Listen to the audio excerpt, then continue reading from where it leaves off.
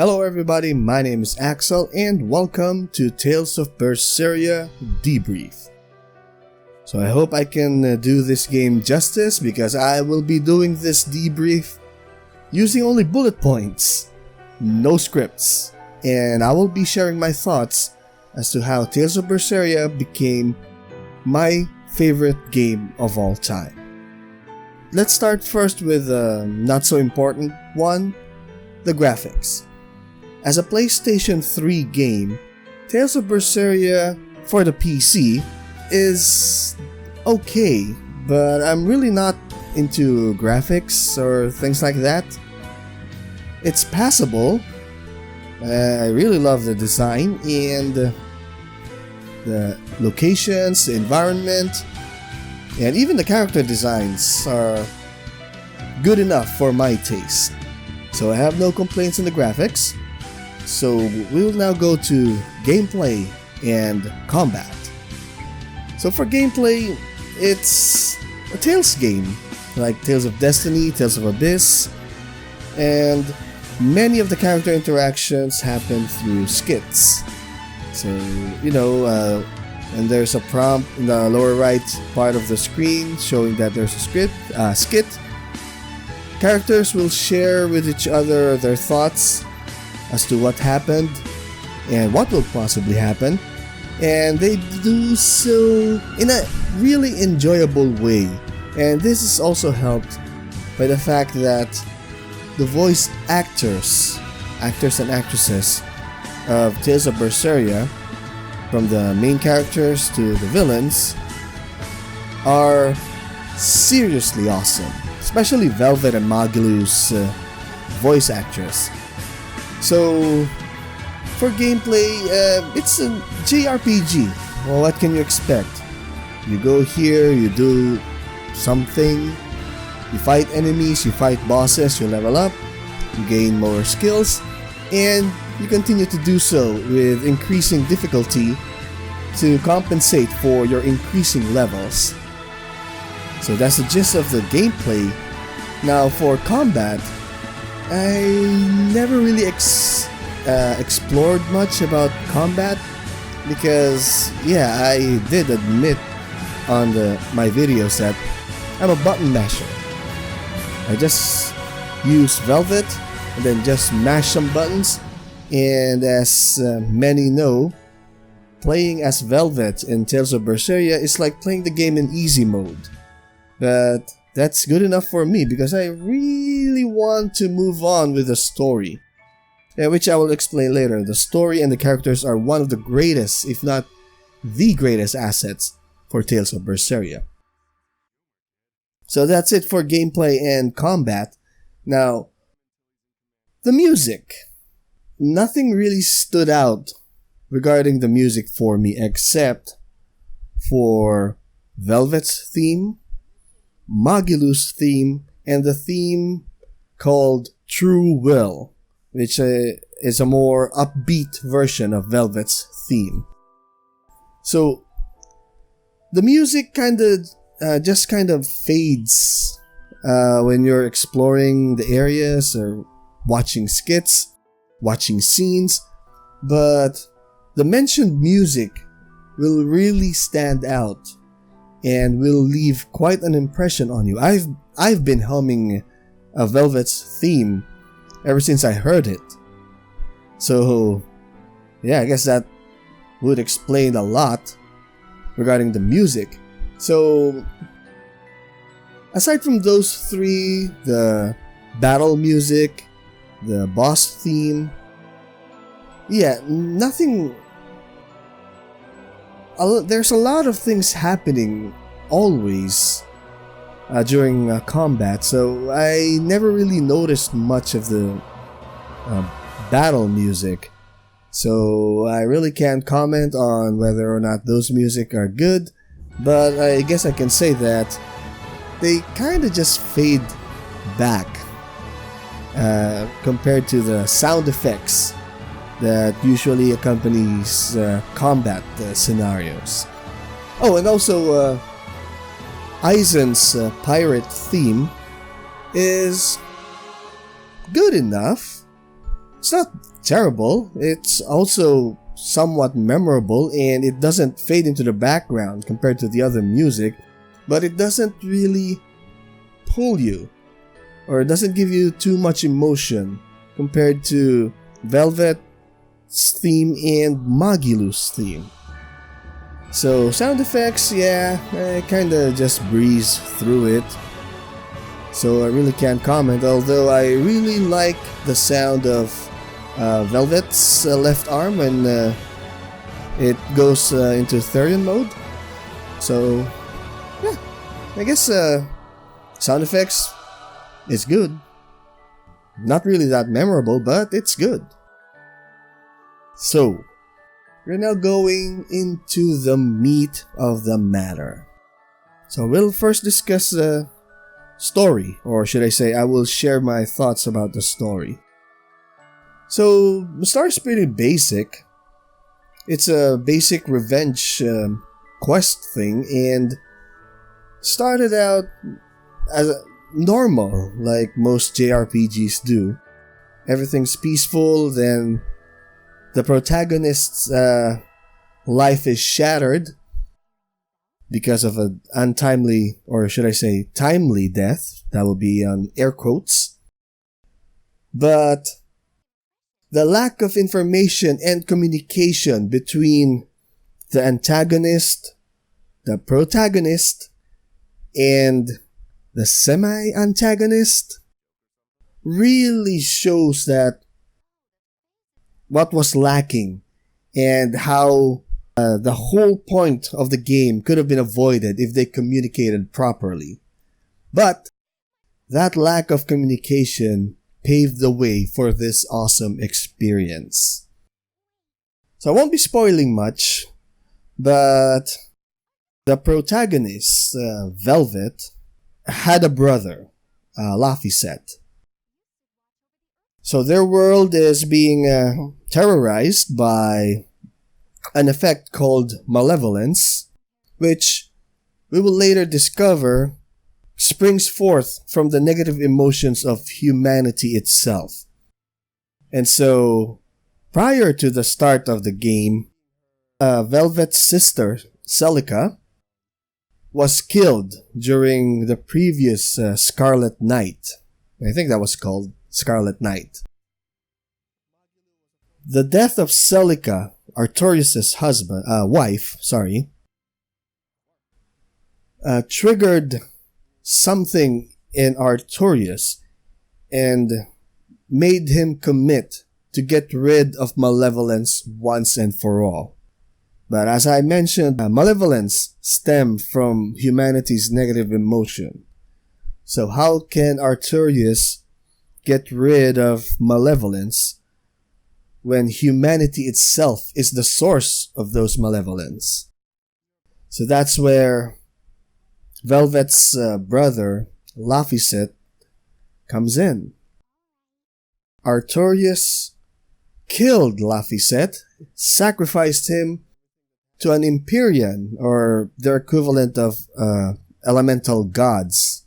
Artorias sacrificed Laphicet to the Empyrean Innominat to pave the way for Innominat to be reborn and get rid of all the malevolence in the world. So that was the game plan of Artorias. He solidified the united Midgand kingdom and usurped the authority of the crown and made his church, or the abbey, the dominant power in the continent. As the sacrifice was happening, Velvet discovered what Artorias was up to. So he rushed forward to stop the sacrifice, only to be transformed into a demon. So, as I mentioned, the malevolence stems from humanity's negative feelings. If those feelings became too strong, humans transform into demons.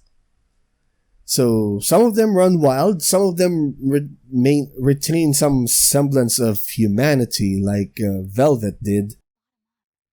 But It was all part of Arturius' plan to awaken Innominat to get rid of malevolence in the world. So, that's the story there. Arturius wants to get rid of the world's malevolence, and Velvet's goal is to avenge his brother's death.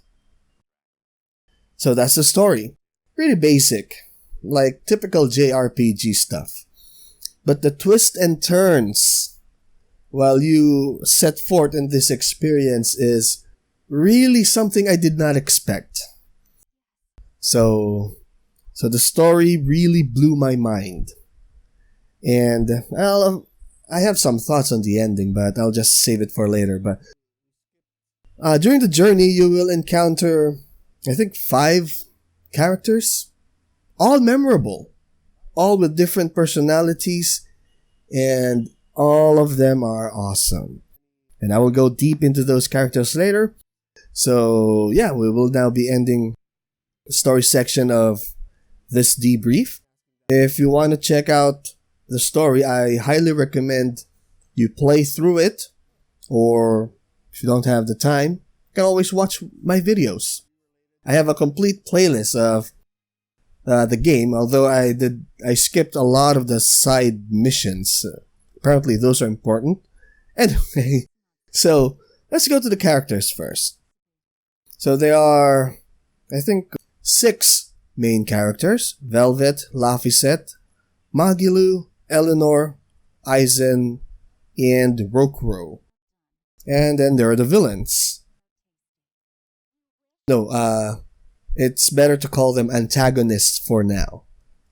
We have Arturius, the main big bad; Innominat, the second big bad; we have Shigure, Oscar, Teresa, and Melchior. So those are the main antagonists of the game.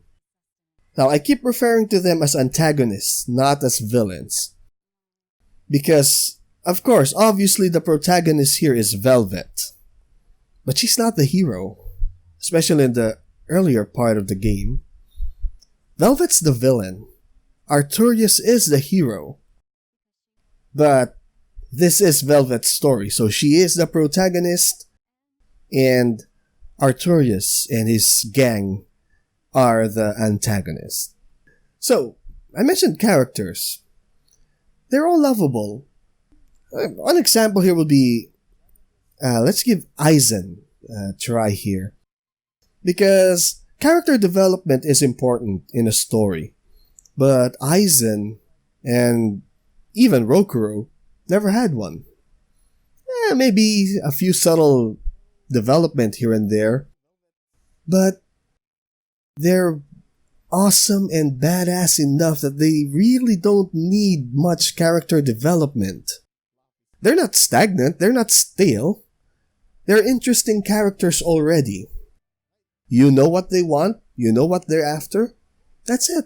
And they deliver and execute those things perfectly. Gotta give massive props to their voice actors. So that's Aizen and Rokuro. A bit in-depth here. Aizen is a pirate. He's a Malakim.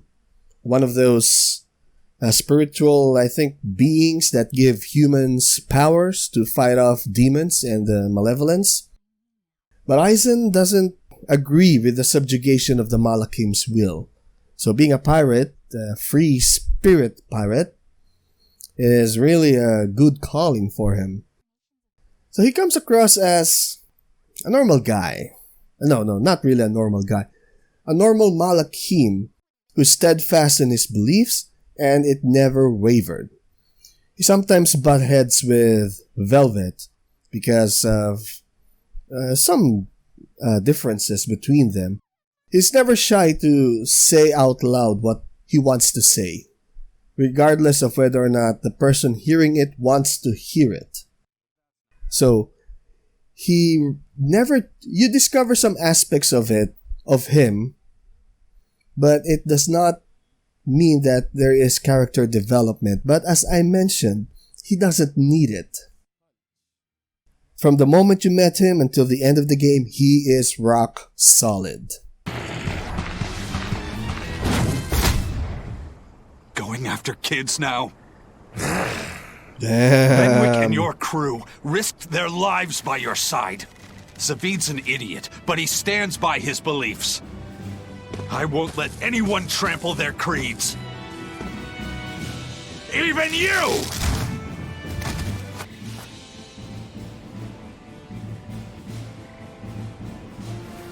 All right. You've grown. You're a man now.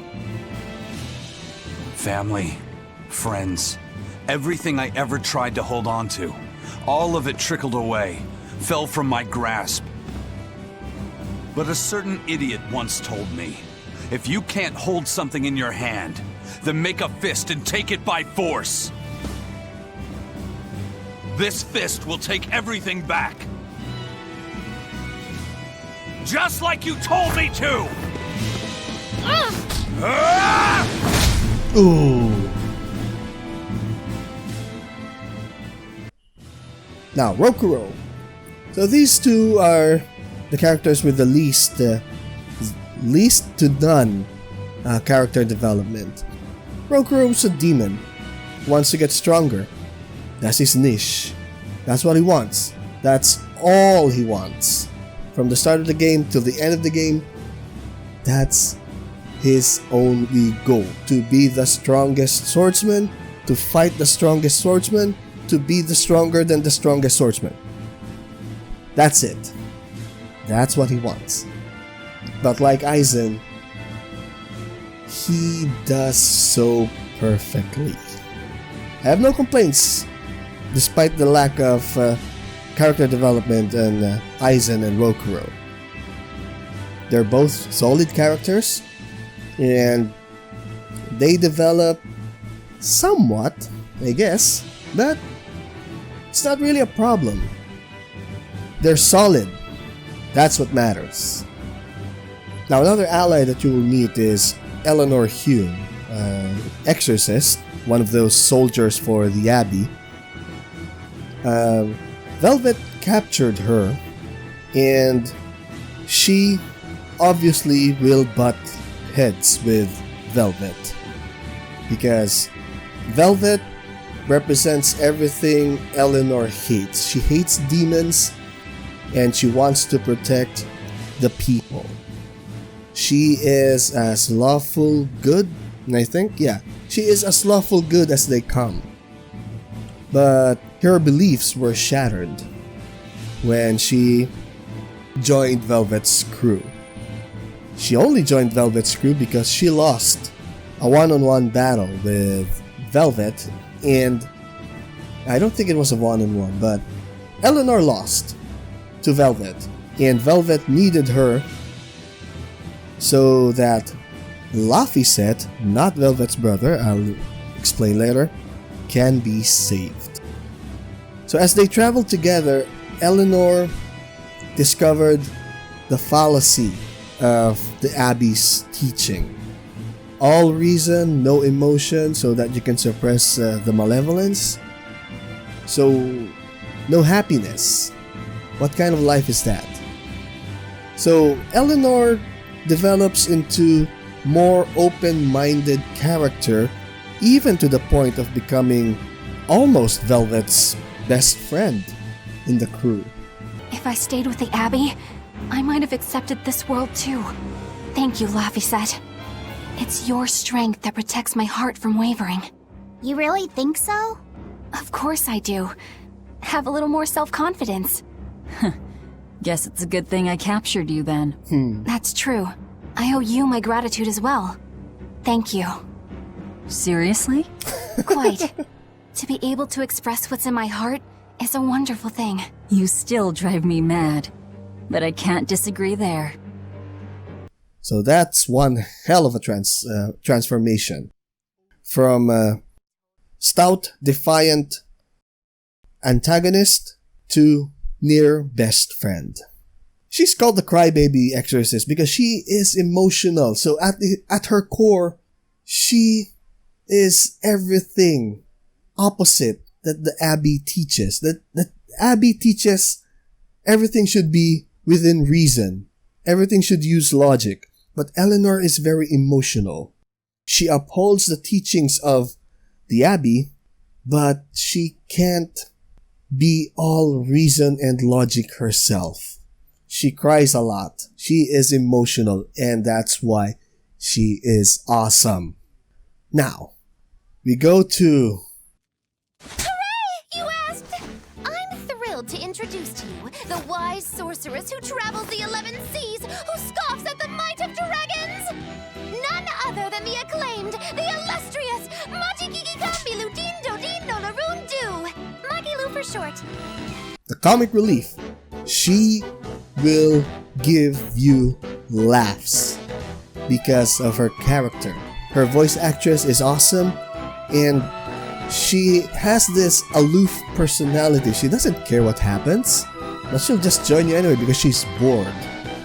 But that developed into, she still does her aloof facade, but it's becoming evident that she really cares about Velvet and the group.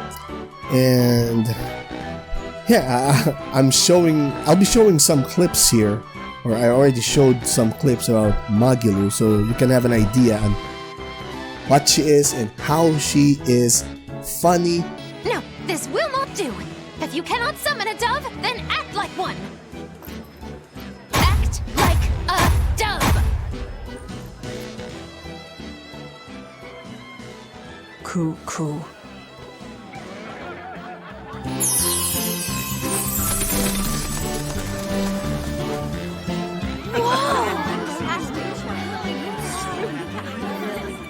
Yet she is hiding a secret which makes her wiser and more perceptive compared to the other members of the crew, except probably Aizen. Because Aizen's a Malachi, but Magilu is a human, but she does have a massive surprise in store for Velvet and the crew and the players playing the game. So, Laphicet, not Velvet's brother, Laphicet. Laphicet was just a number. He was number 2. That's literally his name, number 2. Remember, the Abbey subjugates the will of the Malakim and just treat them as tools. So Laphicet was a tool for the Abbey. Velvet captured him and brought him along towards the journey. And as far as character development goes, Laphicet had the biggest character development of all time. From being a submissive, almost robot-like tool. As Exorcist Praetor Teresa, I give you this order. Do it, number 2! The kid's gonna blow himself up!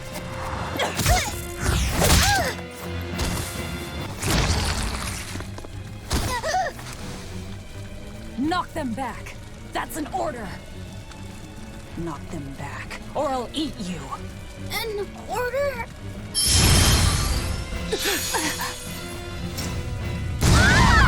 Now! He looks like he'd be a scrumptious midday snack for you. A snack? She's just teasing.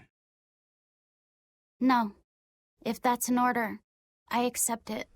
To being able to express himself and protect the ones he wants to protect. Laphicet, tell this self-absorbed idiot what she needs to hear! Please. Let me go. Will you stop whining? Huh? No, I don't understand! You snap at people! You're scary! You tried to eat me! But you're also kind! And you're filled with life! I don't understand a single thing about you! But you gave me a name! When I was a number! You gave me that compass! You taught me what it meant to be alive! That's why I care about you, Velvet! me. I don't care if you're malevolent or if it was pointless. If the world says it's a mistake to love you, I'll fight the whole world. I don't care how much pain you feel. It doesn't matter. A world without you, Velvet.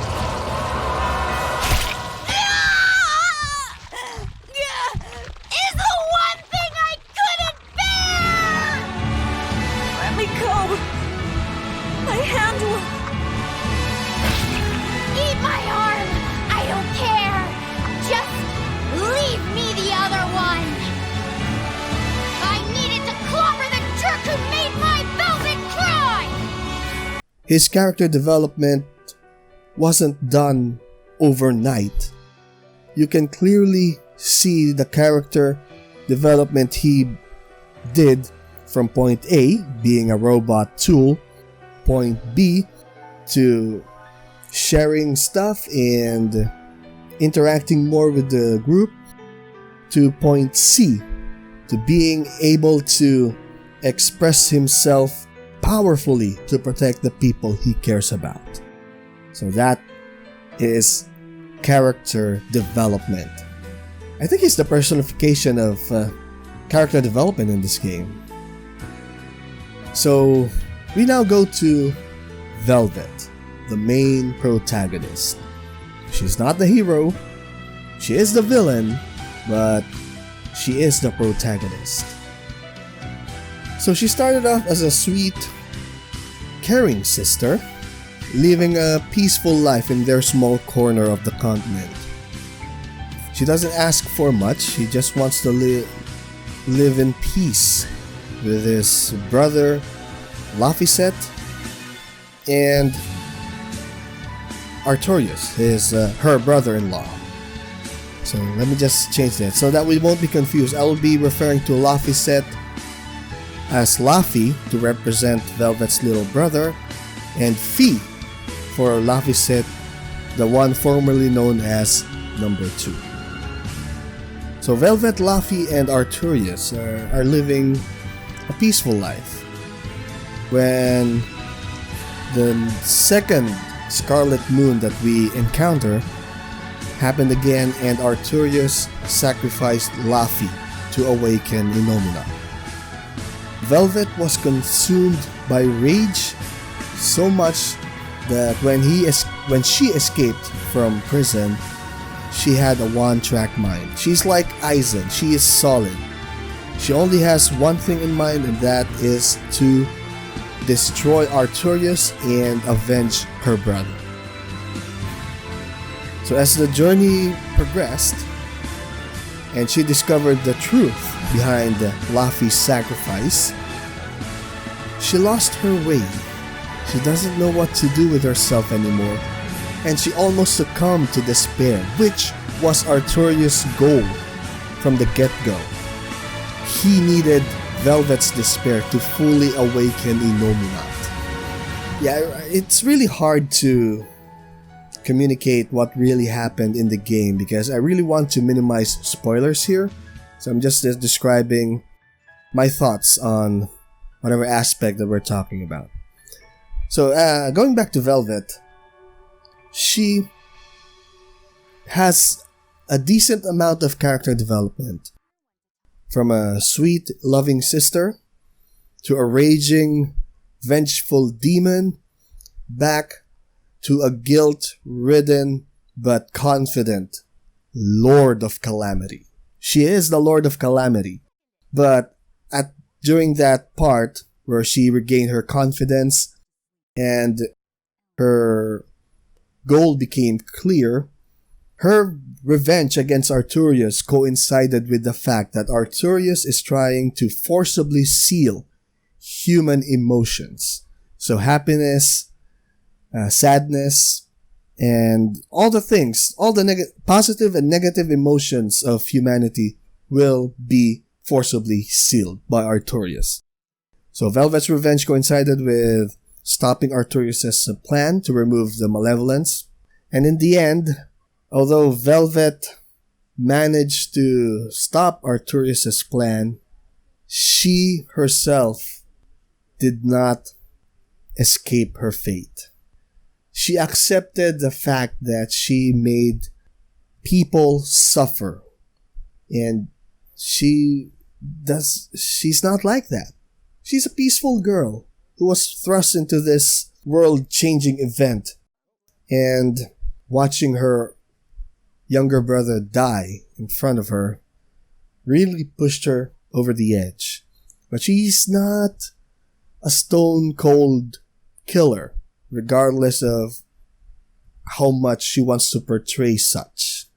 So, Velvet is the villain. Velvet is the protagonist of the story. And she is also a victim for the greater good, according to Artorias. So that's the main characters. Every one of them is lovable. Even some of the side characters like Dial, Medusa, and Bienfu. Bienfu is also awesome. But yeah, I guess that's it for the story and characters of Tales of Berseria. Again, I cannot stress this enough. If you want to discover and experience the things that I say here, much better for you to play the game yourself or watch videos on YouTube. So you can get a clearer idea as to what type of character development transpired for this character, what type of story happened here, and so on and so forth. So, for the conclusion here, Tales of Berseria. Story, characters, and music. These three pushed the game to becoming my favorite game of all time. Tales of Berseria normally goes on sale when there's a Steam sale or whatever sales Steam is currently having. And I guess I can even say that at full price, it's worth it for the experience. Also, there's a new game plus to this game. So if you finish the game, you can restart the game with some stats, or not everything is carried over, but you can play it again and unlock, I guess, achievements and some extra dungeons. So once I get my new monitor, I will be replaying Tales of Berseria in New Game Plus, because there are I've been seeing a lot of videos on YouTube regarding secret